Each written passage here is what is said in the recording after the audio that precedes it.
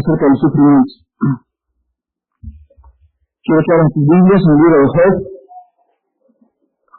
Hay dos palabras que ustedes conocen y que nosotros hemos descubierto cada vez más profundamente, y estas palabras es ¿por qué? ¿Por qué, Señor? ¿Por qué te permites que mi hijo le pase esto? ¿Por qué te das a mi hijo pequeño? ¿Por qué mi madre se muere de cáncer? ¿Por qué hay tanta tristeza en el mundo y tanto sufrimiento? Y hay unas dos palabras que salen y brotan en nuestro corazón constantemente. ¿Por qué? Y constantemente nosotros nos enfrentamos ante una incógnita. Y muchas veces nos debemos decir, ¿por qué? Y caemos en miles de especulaciones y decimos, esto pasa o aquello, etcétera, etcétera. Hay muchas personas que dicen que está sufriendo por tus pecados, es un juicio de Dios. Y el ser humano constantemente trata de ayudar a Dios en dar respuestas. Gracias a Dios porque tenemos la Biblia. Porque si no tuviéramos la Biblia, caeríamos en la desesperación, caeríamos en una depresión tan grande que nos volveríamos locos muchos de nosotros.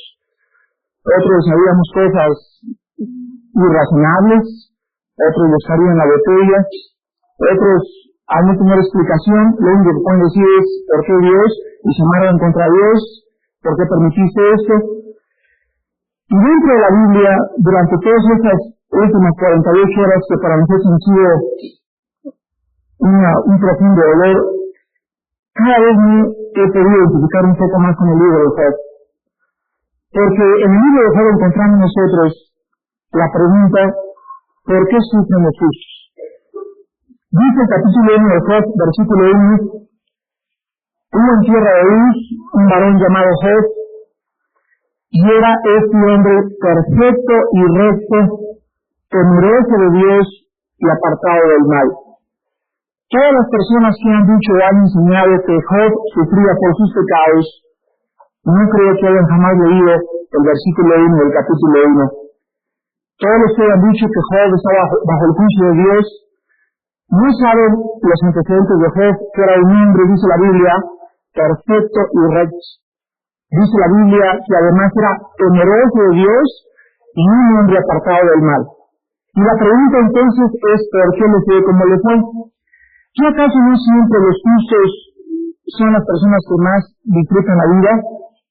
¿Qué acaso no es a los justos a los que les debe ir bien en la vida?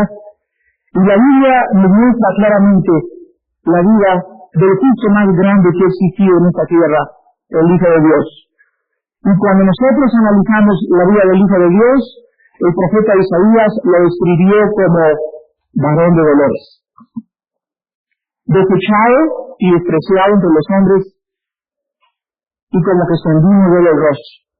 La vida del Señor Jesucristo no fue una vida donde Él estuvo acostado en una cama de rosas, ni tampoco constantemente en su vida Él tuvo una alegría donde estaba despreocupado de todo. La vida del Hijo de Dios fue una vida llena de aflicciones, depresiones, que culminaron en el destrozamiento y la ruptura de su cuerpo, los latigazos en su espalda, las espinas en su cabeza, y dice la Biblia que a través de esos sufrimientos Él vivió la vida eterna. En el libro de Job nosotros encontramos que este hombre recto y apartado del mal no sufrió ni le pasó lo que le pasó, repito, ni por sus pecados ni por un juicio de Dios. Y el libro de Job fue escrito para que nosotros comprendiéramos por qué sufren los justos. ¿Por qué muchas veces al hacer el bien no nos va tan bien? ¿Por qué José, cuando se negó a tener adulterio con la esposa de Potifar, lo metieron a la cárcel y sufrió en la cárcel 2 años?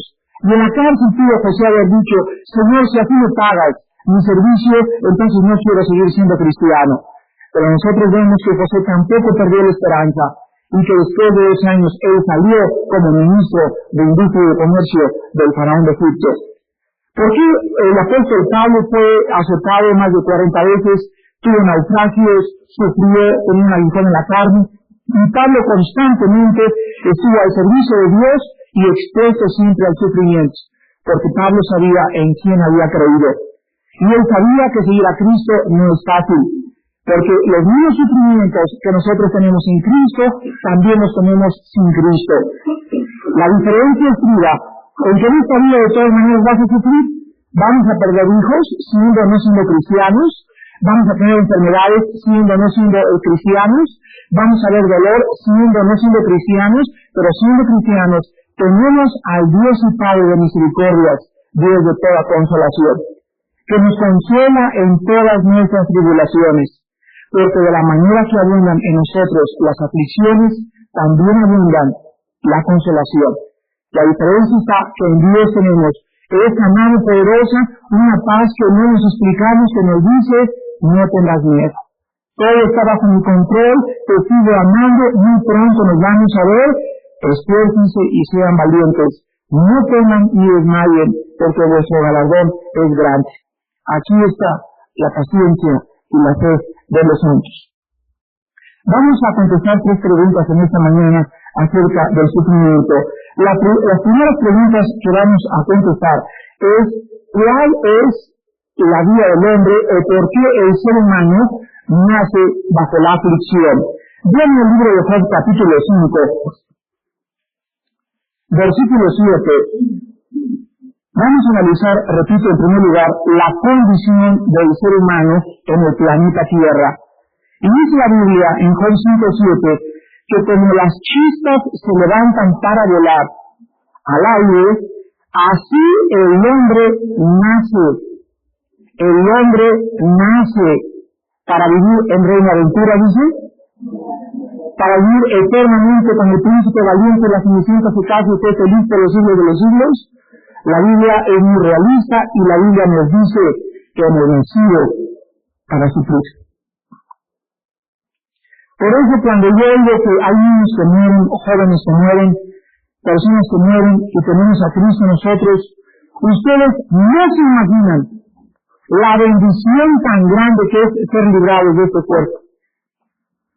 Y tantas criaturas y tantos jóvenes que mueren como el que murió hace 2 semanas de nuestra iglesia, que le atropelló un camino a los 23 años de edad y que está en la presencia de Dios, que en diciembre se convirtió en un desayuno con mi hijo Alán, y que Dios le dio la oportunidad para que viniera a Cristo antes de que Él se lo llevara.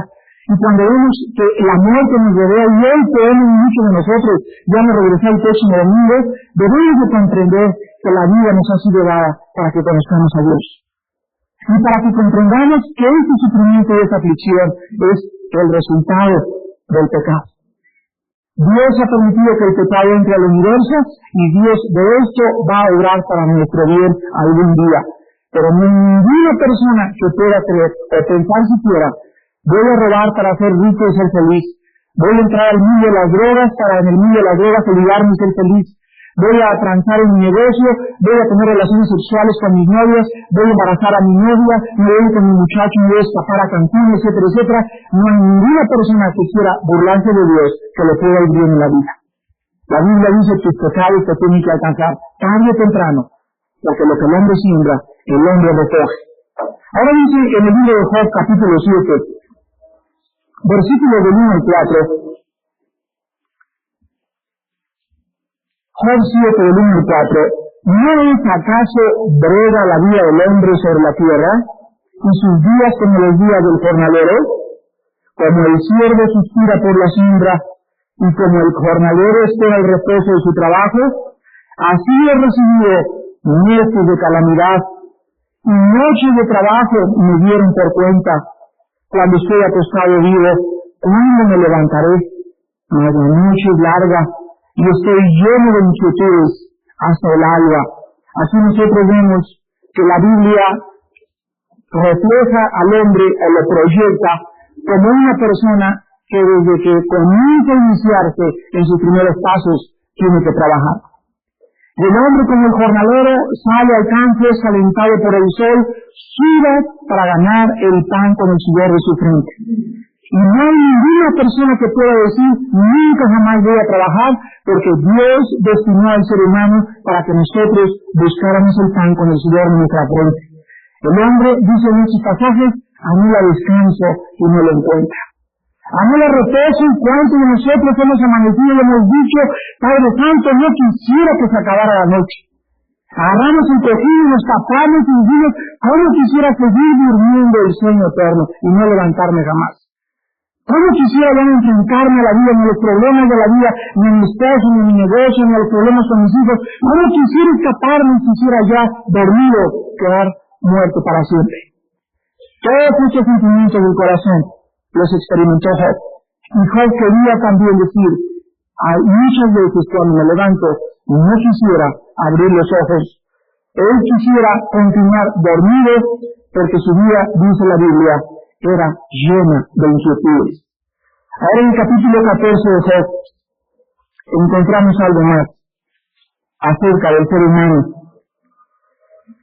Y dice el capítulo 14 de Job, versículos del 1 al 2, el hombre, nacido de mujer, corto de días y hastiado de sinsabores, sale como una flor y es cortado, y huye como la sombra, y no permanece.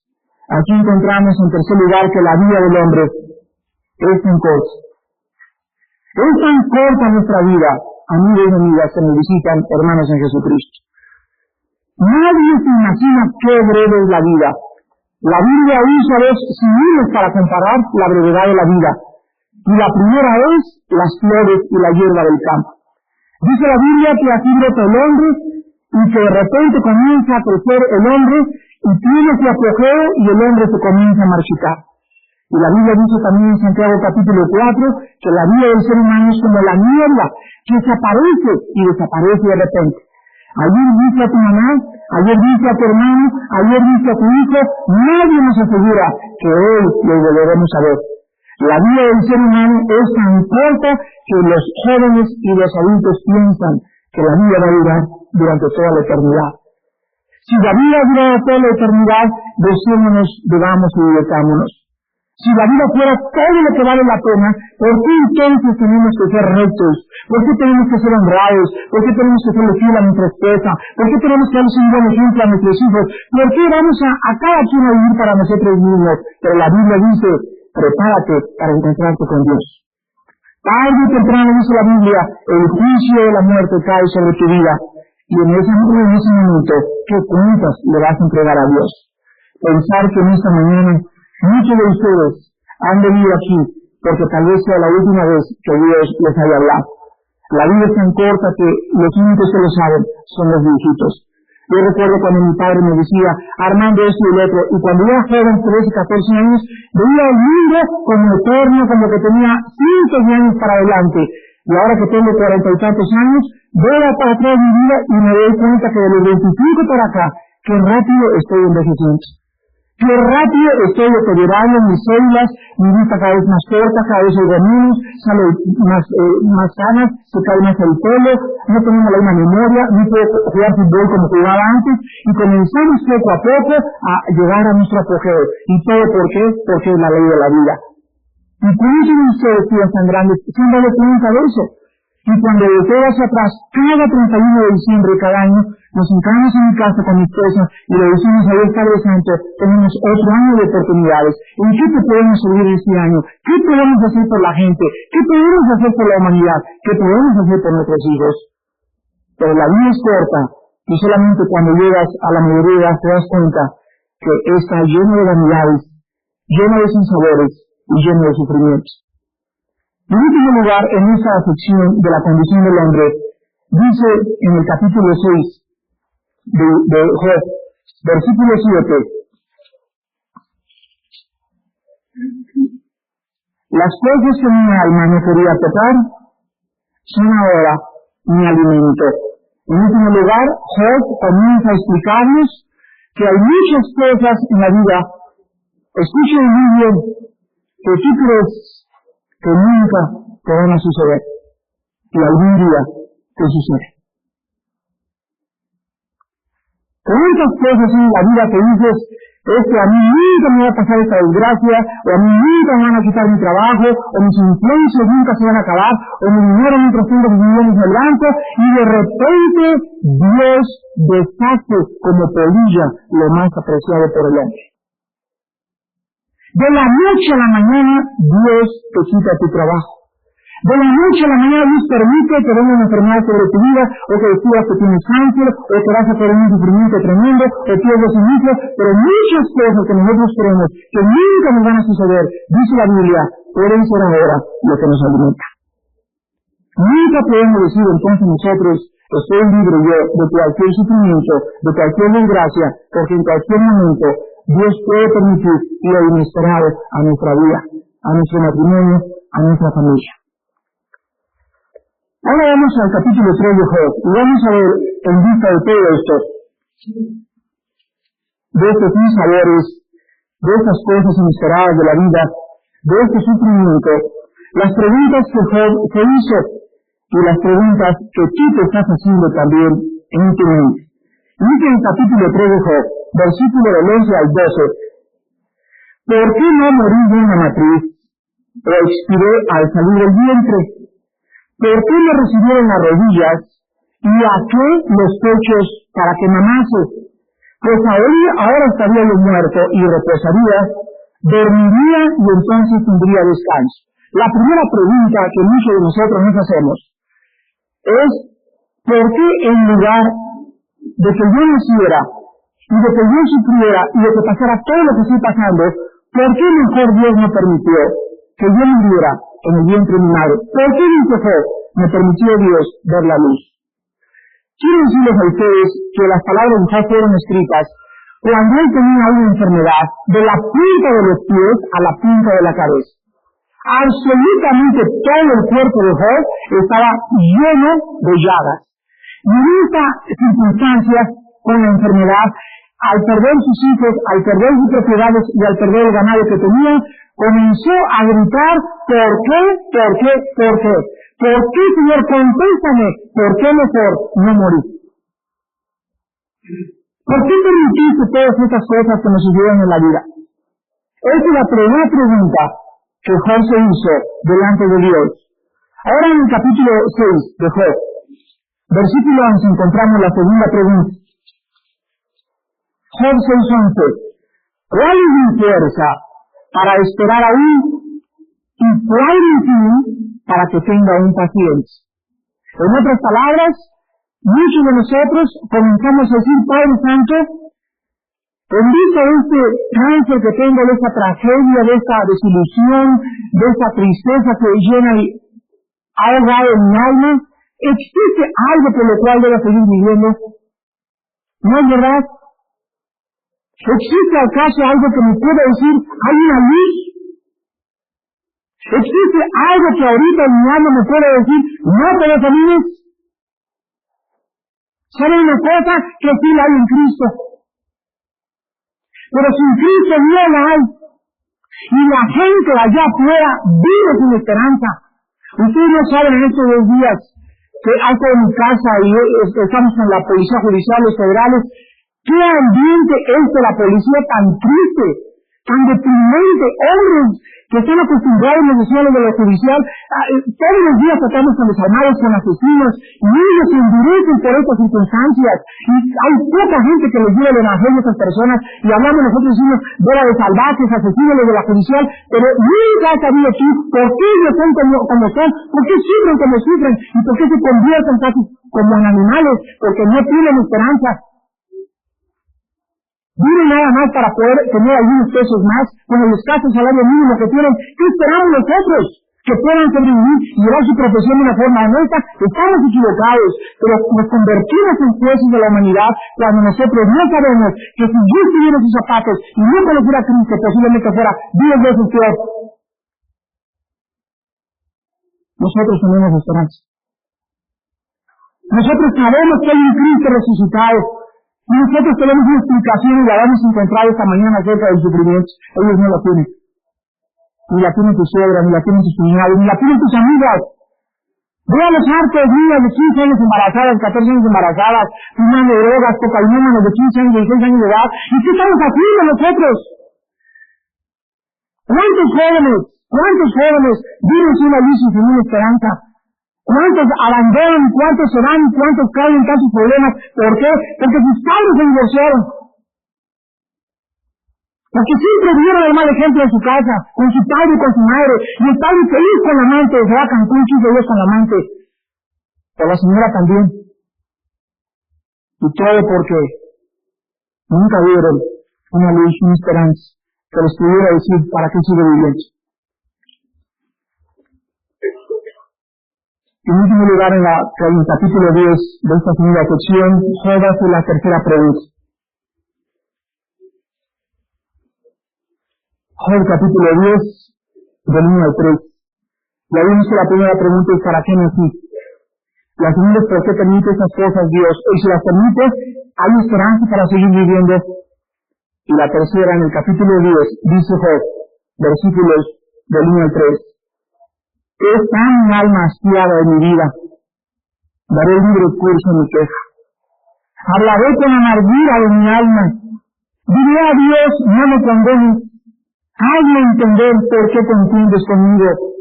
Que parece bien que oprimas o deseches la obra de tus manos y que favorezca a los designios de los impíos. La tercera pregunta es la tercera que todos nos hacemos. ¿Por qué a muchos que son malos les va mejor que a los justos? ¿No es verdad? ¿Cuántas veces volteas y dices aquí yo soy cristiano y estoy pasando este problema, este sufrimiento, mi vecino, cada vez está más verde, cada vez los ojos se le saltan más del imperio, cada vez tiene más dinero, cada vez tiene más coolers en su garage, cada vez tiene más amantes y parece que está carcajeándose de la vida? Ven ustedes lo que David contestó en el Salmo 73. Porque la envidia de los malos nos puede hacer tropezar a los justos. Y cuando tú crees que los malos gozan la vida más que tú, puedes comenzar a preguntarte, ¿valdrá la pena ser cristiano? En el Salmo 73, dice el versículo 2, en adelante, que David escribió, en cuanto a mí, casi se deslizaron mis pies, por poco regalaron mis pasos, porque tuve envidia de los arrogantes, viendo la prosperidad de los impíos, porque no tienen congojas por su muerte, su vigor está entero, no pasan trabajos como los otros mortales, ni son azotados como los demás hombres. Por tanto, la soberbia los corona, se cubren de vestido de violencia, los ojos se les saltan de gordura, logran con creces los antojos del corazón, se mofan y hablan con maldad de hacer violencia, hablan con altanería, ponen su boca contra el cielo y su lengua pasea la tierra. Dice David, cuando yo veo a los malos cada vez más gordos, hablan contra Dios, les va bien, se burlan, pisotean los mandamientos de Dios y hacen lo que les da la gana, me pregunto, dice David, entonces, ¿por qué ellos aparentemente son bendecidos? Y es que David jamás había podido tener una respuesta hasta el versículo 17 del mismo capítulo. Y David dice, hasta que, entrando en el santuario de Dios, comprendí el fin de ellos. Ciertamente les has puesto en deslizadores, en asolamientos los harás caer. ¿Cómo han sido asolados de repente? Perecieron, se consumieron de terrores. Dice David lo siguiente, que los malos están como en la rueda de la fortuna o en la montaña rusa, se van bajando la montaña rusa y van, gritos, felices y con la botella y el viborera y el adulterio y la pornografía, y nosotros no estamos en esa montaña rusa, pero es que nunca has visto a dónde va a llegar la montaña rusa. Se les va a acabar algún día. Y por toda la eternidad, mis hermanos, por toda la eternidad vivirán en llama de fuego. vivirán atormentados por los siglos de los siglos de los siglos en el infierno, mientras ellos ahorita están gozando y nosotros sufriendo. Algún día nosotros estaremos como el pobre mendigo ahí, lleno de llagas, y el rico rentándole las sobras de su mesa, y dice la Biblia, y murieron, y el pobre estaba en el paraíso, y el rico y el despreciativo estaba en el infierno, atormentado en una llama de fuego. El que ríe al último, ríe mejor. Ahora, lo que tú vas a decidir en esta vida es si tú lo crees.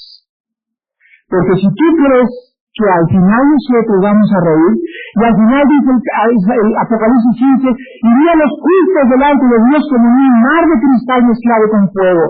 Y ahí estaban en el mar de cristal todos los que no aceptaron ser marcados por el anticristo. Y tenían arpas en sus manos y cantaban un cántico que decía: grandes y maravillosas son tus obras, Señor Dios Todopoderoso, Rey de los santos, justos y verdaderos son tus caminos. ¿Quién no te temerá, oh Señor, y no glorificará tu nombre? Ahí vemos, y la Biblia nos pone en Apocalipsis el retrato para que comprendamos que algún día nuestras lágrimas serán secadas, algún día nunca vendrá ninguna enfermedad, ya no tendremos hijos que desaparezcan, ya no tendremos muerte, no tendremos renta que pagar, se acabaron las primeras cosas, el mar desaparecerá, porque aquí dice el Señor: hago cielos y nueva tierra para ustedes, benditos de mi paz. Y si no fuera para esa esperanza y por esa ilusión que Jesucristo nos vino a traer, entonces ¿de qué sirve que estemos aguantando el sufrimiento y siguiendo a Jesús, y siendo santos y purificándonos y resistiendo todo en el nombre de Cristo? Porque Él volvió a vivir, no es por eso. ¿Por qué vive? Nosotros volveremos a vivir, y por eso no nos envidia ya la prosperidad de los malos. David no tenía la Biblia, Job no tenía la Biblia, nosotros la tenemos completa, y en esta mañana estamos encontrando respuestas. ¿Por qué prosperan y por qué les va mal? Porque algún día todo lo que hicieron lo tendrán que pagar. Dice otro pasaje que van a vomitar todo lo que se trabajaron, todas sus riquezas y todo lo que hicieron con deshonestidad, y todo lo que robaron, y los fraudes que hicieron, y las mujeres que violaron, y las personas que asesinaron, y las veces que adulteraron contra su esposa. Todo, dice el Señor, lo tendrán que pagar. La paga del pecado es la muerte. Regresamos a Job.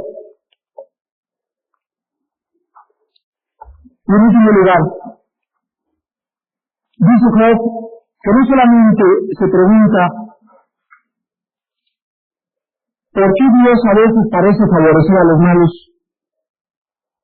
Porque a lo mejor tu mujer cristiana que me escucha se está sufriendo, tu marido no es converso, y tu marido le está viendo bien, y a ti te está viendo muy mal. ¿Por qué?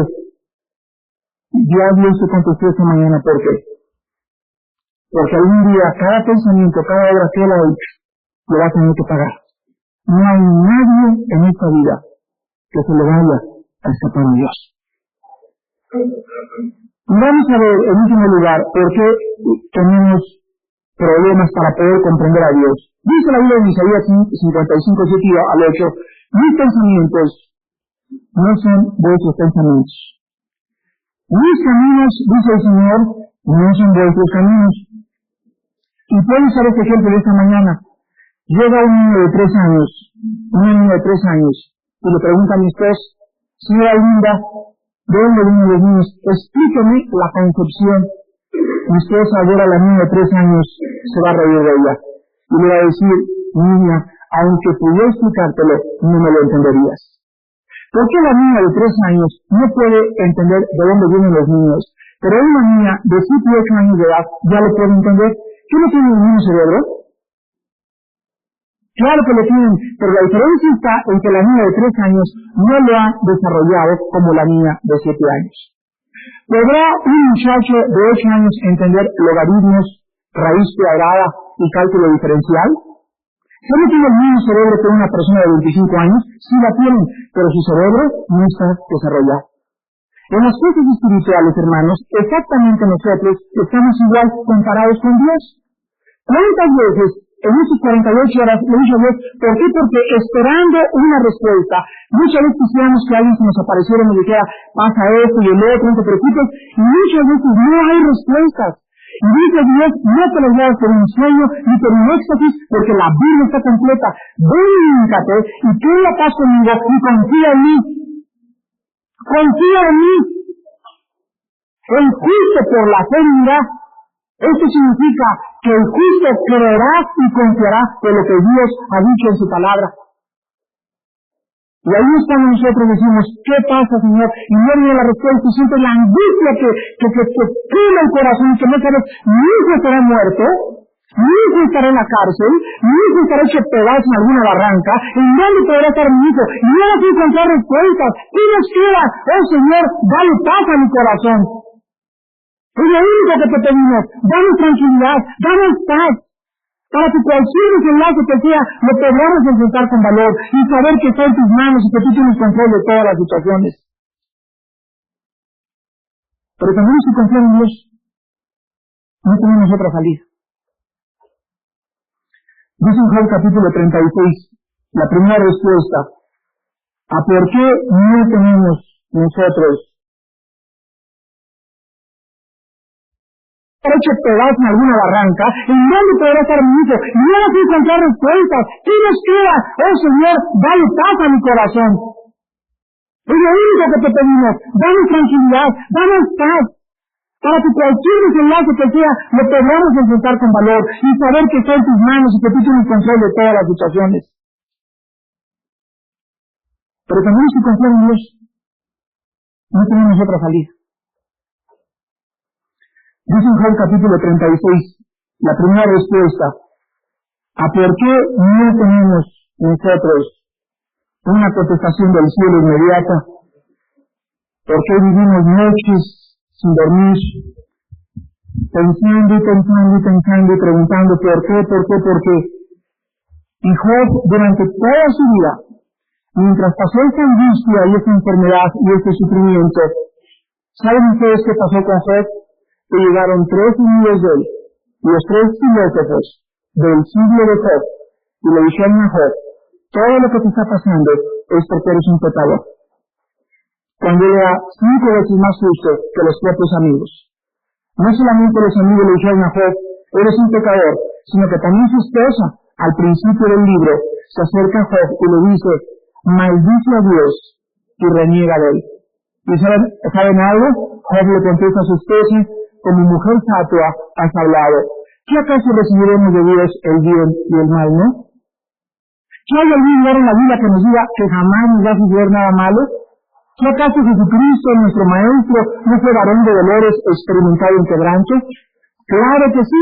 Y saben una cosa maravillosa y preciosa, que a pesar de que la mujer de Job renegó de Job, nunca en el libro de Job encuentran ustedes la condenación de Dios para la esposa de Job. En el momento de desesperación, inmediatamente vemos cuál fue el primer vaso que se quebró. Se quiebran primero las mujeres. No significa que porque las mujeres sean más débiles que nosotros. Yo conozco mujeres mucho más enteras y con un interés y un poder tan grande del Espíritu de Dios que primero se recae el hombre antes de que ella. No fue por eso, pero generalmente hablando, la mujer es más sensible que el hombre. La mujer es más susceptible, es más aprensible, por eso se nos manda a nosotros tratarlas como vasos frágiles, tener compasión de tu esposa.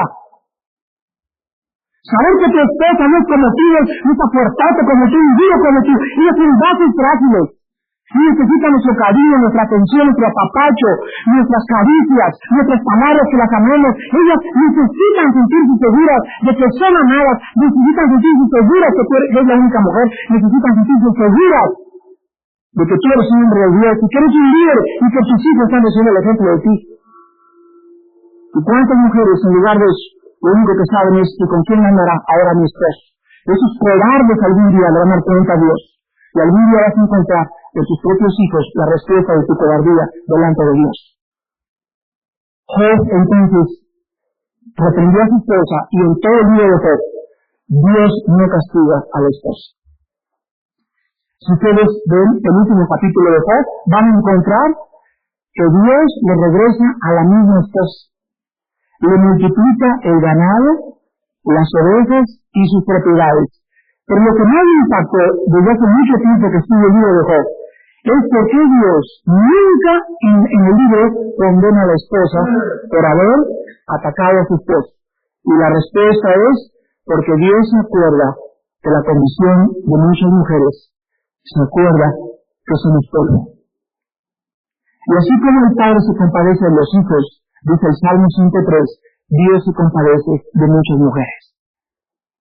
Y Dios sabe la angustia de las mujeres, y Dios sabe lo débil de las mujeres, y Dios sabe también la angustia de muchos hombres, y Dios en ese momento les da una fuerza sobrenatural.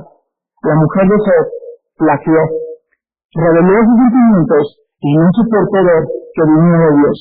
Dios la comprendió, y al final la bendijo, y ella estoy segura que vivió durante toda su vida en esta tierra para darle gracias a Dios por la bondad y la misericordia y la paciencia de Dios para con su vida.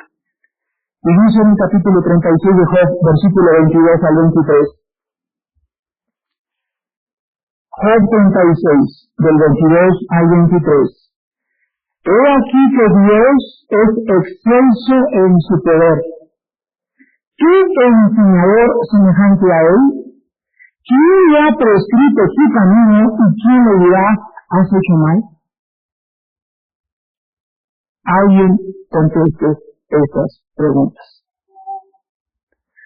¿Cuántas veces cuando yo era cristiano y pertenecía al Partido Comunista, venían padres o cristianos o protestantes o cualquier religión y nada más oía yo la palabra Dios? Y en ese momento hagan de cuenta que se me erizaba así el pelo y nada más oía el Dios y decía, no quiero saber nada de Dios. Hagan de cuenta que estaba poseído por, y estoy seguro que así lo estaba, y cuando yo oía a Dios, lo primero que le decía a las personas, y si Dios es Dios, ¿por qué permitió el temblor? ¿Y por qué permitió el huracán? ¿Y por qué permite tragedias? ¿Y por qué no permite que niños nazcan con cabezas de sapo? ¿Por qué permite tantas cosas en el mundo? Si Él es Dios, ¿por qué hace esas cosas?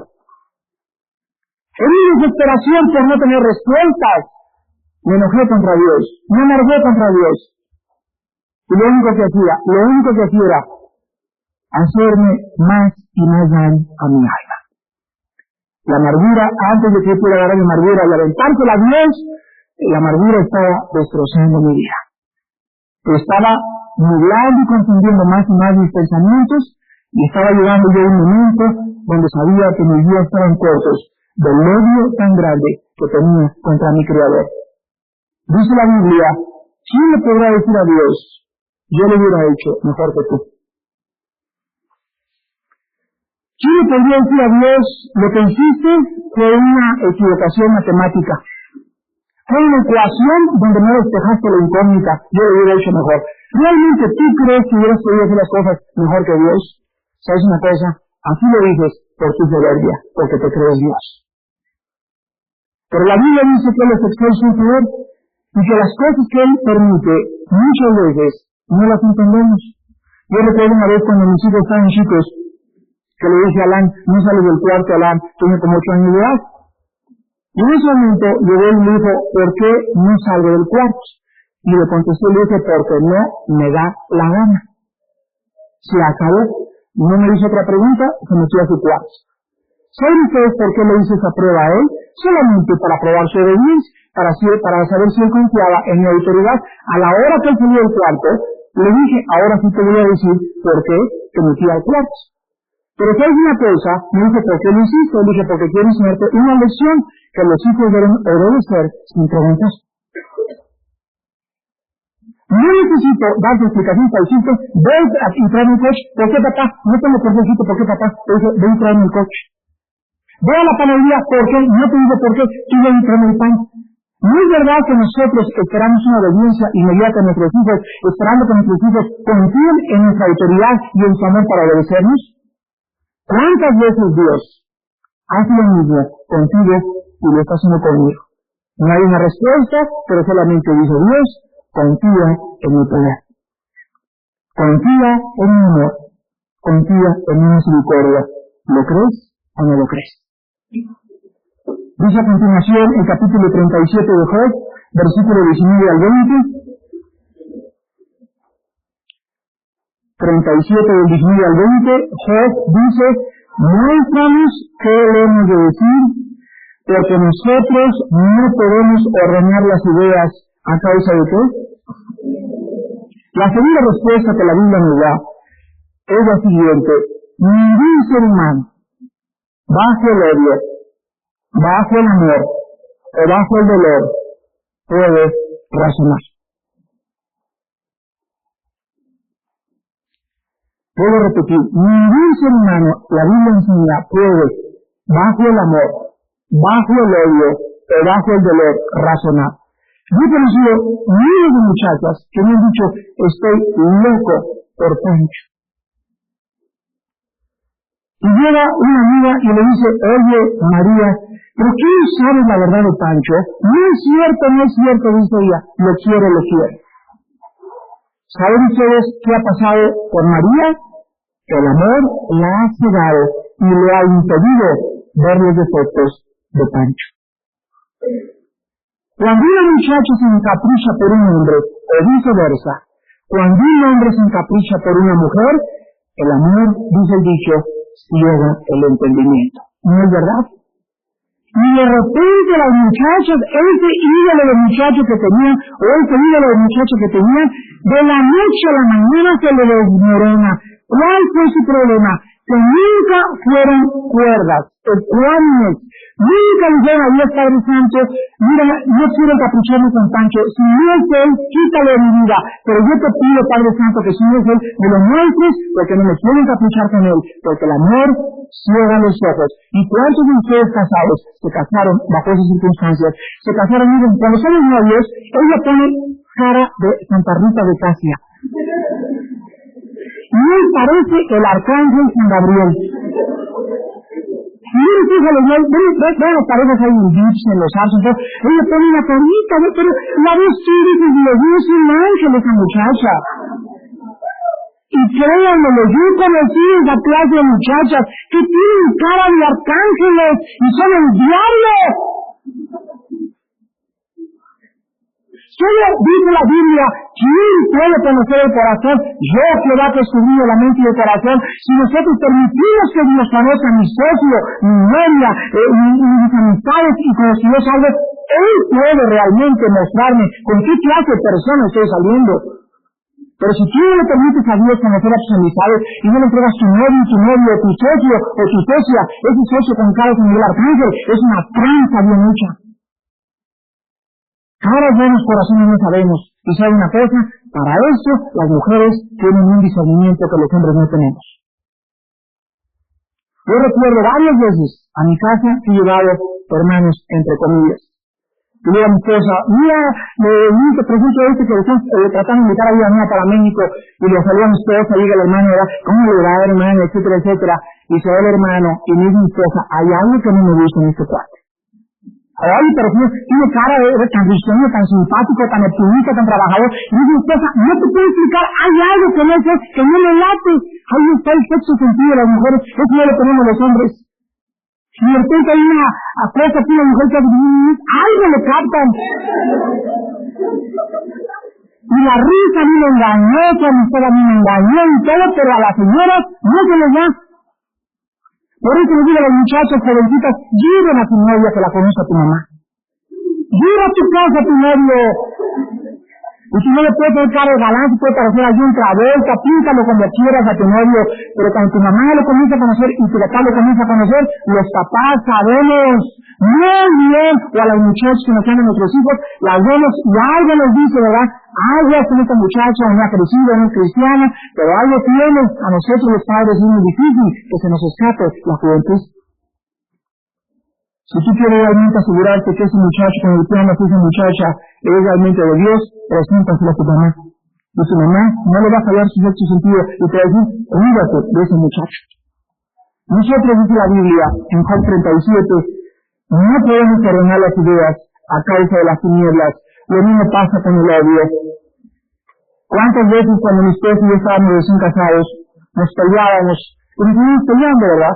Pero de vez en cuando ya, allá 3-4 veces al año, con jicarazo y toda la cosa, corretizo y toda la cosa en el jardín. Pero ¿saben algo? Que al principio, lo primero que se oye en la casa es ¡divorcio! Y nos apuesta la voz, ¡paz y portazo! ¿Y qué te crees? Pues, ¿qué te crees tú? Y pegas el chicarazo corriendo por el jardín. Y esa palabra divorcio sonaba durante los primeros años de nuestro matrimonio. Porque cualquier problema que veíamos nosotros, que la única solución era divorcio. Un día fuimos a un seminario de matrimonios, por eso tan bendito ir a los seminarios de matrimonios, y ahí un predicador dijo, la palabra divorcio no existe en el vocabulario de una familia cristiana. No hay ningún cristiano que pueda recurrir al divorcio como la solución para su matrimonio. A mí ya lo sabemos, ¿verdad? Que él se vaya con otra y abandone el hogar, o ella se vaya con otro y abandone el esposo. Es la única causa para el divorcio dentro de la Biblia. Entonces, ¿qué fue lo que pasó?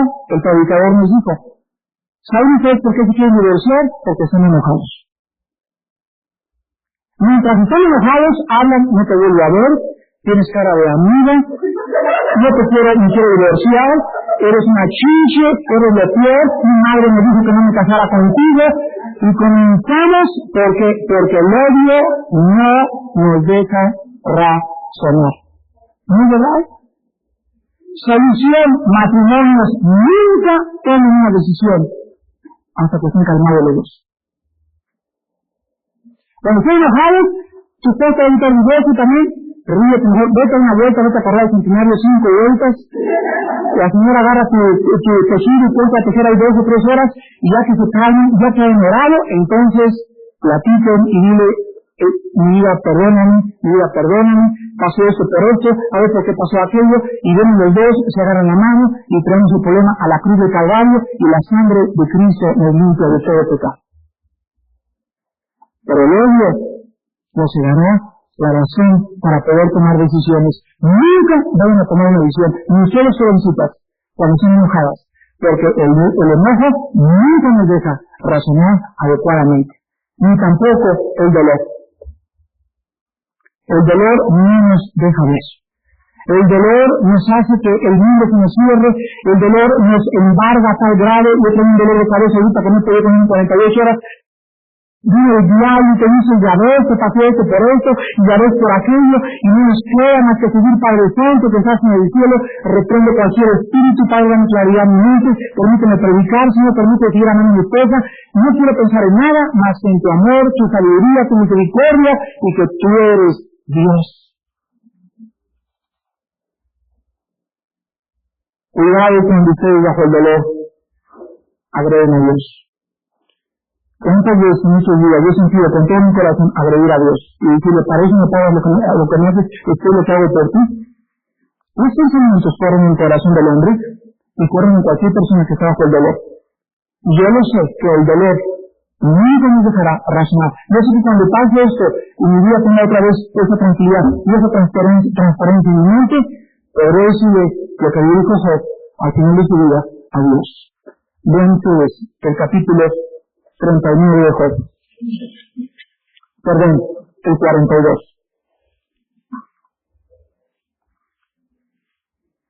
Y le dice Job al final de su vida a Dios, cuando ya todo pasó, en el capítulo 42, respondió Job a Jehová y dijo, yo conozco que todo lo puedes, y que no hay pensamiento que se esconda de ti.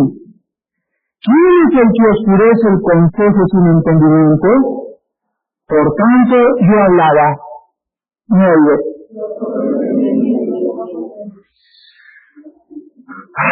Hablamos muchas veces de lo que no entendemos. Cosas demasiado maravillosas para mí que yo no comprendía. Oye, le dice Job a Dios, oye te ruego y hablaré, te predicaré y tú me enseñarás. De oídas te había oído, mas ahora mis ojos te ven, por tanto me aborrezco y me arrepiento en polvo y ceniza. Hermanos, imagínense que ahorita se nos apareciera Dios. Y después de todas estas especulaciones e hipótesis en nuestra mente, llegábamos y lo viéramos, y nada más el tener la presencia del Santo. En este momento me vería a mí mismo y comprendería que soy un gusano, que soy un tonto, que hablo de lo que no sé, que mi dolor me ofuscó mi mente, que el odio me ofuscó mi razonamiento, etcétera, etcétera. Y en este momento no me queda más que decir al Señor, Padre Santo, ¿por qué es esto? Y Él me va a decir por qué. En su tiempo, no en el mío. En la vida hay respuestas. Desgraciadamente, no siempre vienen cuando nosotros querramos. Yo quisiera ahorita saber en dónde está mi hijo. No lo sé. Pero Dios algún día me lo va a mostrar. Mañana, llegando a mi casa ahorita, dentro de una semana, pero Dios me dice, mientras se abre la cortina, confía en mí. Escribamos en oración. Padre Santo, te damos gracias, porque aunque nos mataras, seguiremos esperando en ti. Tú eres Dios y nosotros somos tus criaturas, tan pequeños, tan tontos, tan ofuscados de la mente y tan soberbios, de que muchas veces queremos respuestas que tú nos das simplemente para fortalecer nuestra paciencia, para fortalecer nuestra confianza en ti, para que sepamos que tú eres Dios y que no hay nada que pase sin su voluntad. Padre Santo, te doy gracias por la paz que tenemos, por la tranquilidad que tenemos de saber que tú eres Dios y que todo está bajo tus manos, bajo tu control, bajo tu dirección.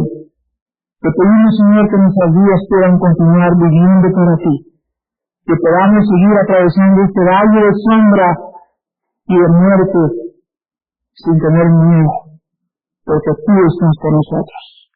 Tu vara y tu callado nos infundirán aliento. Siempre aderezarás mesa en medio de nuestros angustiadores. Tú girarás, Señor, cuando pase todo esto en nuestra cabeza con aceite. Harás que nuestra copa vuelva a rebosar. Ciertamente, el bien y la misericordia nos seguirán todos los días de nuestra vida. Y algún día no muy lejano, estaremos en tu presencia. Enjugarás nuestras lágrimas, descansaremos de nuestros trabajos y diremos, valió la pena confiar en Dios. Confiemos en Dios, porque en Él está la fortaleza de los hijos. En el nombre de Jesucristo. Amén.